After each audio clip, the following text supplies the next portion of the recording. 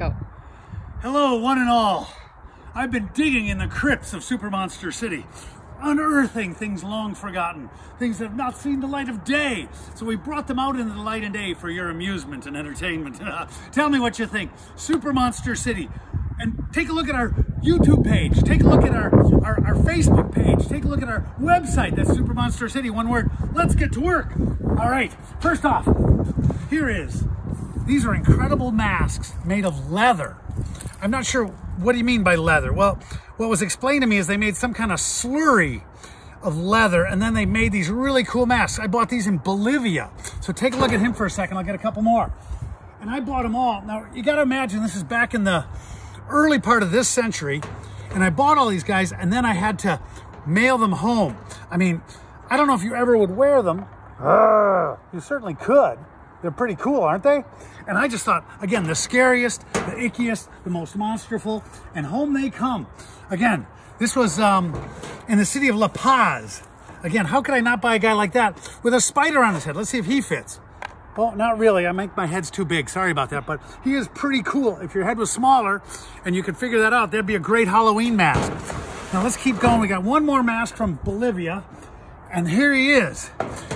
These guys have not seen the light of day in, well, let's say almost 20 years. So he's pretty cool. How could you not want him? Wow. I mean, there you go. Again, the devil. The devil. All right, let's put them back on the staging area, and I'm going to bring you a couple more Bolivia guys that I think you should see.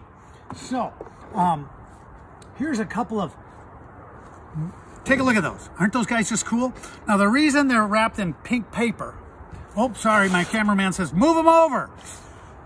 They're wrapped in pink paper, which is because we packed them and we shipped them home, and I haven't had the energy time to mess with it, but it was sort of soft paper. But check this out.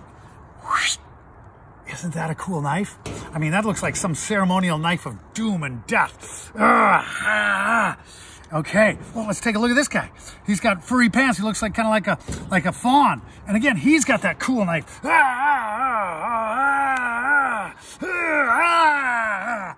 Wow. I mean, how could you not want cool knives like that to come live with all your other monsters? I mean, they've got horrific nightmare faces, and they're filled with all sorts of potential story. What is the tale we must tell? Who must we kill? I cannot tell you that, but we must go into the dark night and haunt their nightmares. Now, I'll show you another cool guy. A couple more cool guys. Oh, here we are. I went to Bhutan, which is the lost kingdom in the Himalayas. Now, this was the only thing I bought there because they aren't really geared to tourists and they didn't have a lot for sale, but that was the scariest mask I could find, and we know who it reminds me of. How about you? Anybody? Anybody? Who? Ruth? I don't know. Who? I think it reminds me of the Joker. Oh, you know, could yeah. easily be the Joker. It's not really a wearable mask, more of a decorative mask, and I can't remember what I bought it for, but again, how could I not buy that? It's a souvenir from the lost kingdom in the Himalayas. Oh, wow. Okay, a couple more things and then I'll get out of your hair. Here's one of the scariest masks that I have from Africa with porcupine quills for eyebrows and mustache. Again, he's pretty cool. Can't quite remember what part of Africa I got him in, but we'll work on that if I can find the notes somewhere. The reason I'm putting these out for your incredible entertainment is because, oh, here's a heavy guy. Take a look at him as we transport him over here. This is from West Africa. I'm thinking Togo or Benin. For the longest time, I just called him the voodoo doll guy. You know, he's got all these impaled nails all over him, and he looks like a voodoo doll, doesn't he? Anybody? Yeah. But it turns out we did a little research, and you'd put like either forgiveness, or you'd put notes in here that would somehow have magical properties. So that was like the note place, and you'd put like maybe forgiveness, or maybe, you know, thankfulness, or I'm not sure, because maybe you can tell me. Anybody know who this guy is or what they're all about? I'd love. There's way smarter people out there, and you can hit the keyboard way faster than me. And I want you to share any cool international stuff that you might have accumulated along the way. Got one more thing, and then I'll let you go. All right. Well, this is also one of my great finds. I bought this in Nepal. And again, you might have seen something like it in the movie The Shadow, but it's a ceremonial dagger. This is, of course, like for tourists, but how could I not buy it? You know, a dagger like that.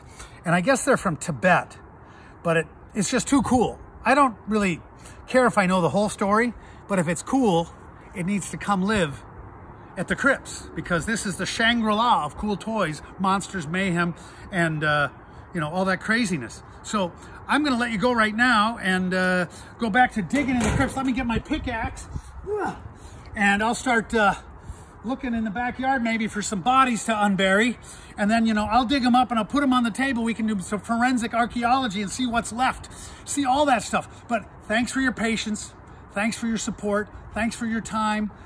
Take a look at all our stuff, share it, rave about it, share your comments with me and your questions, because I am the guy with the pickaxe, and I've got the Crypts, and I've got sealed tombs ready to be opened.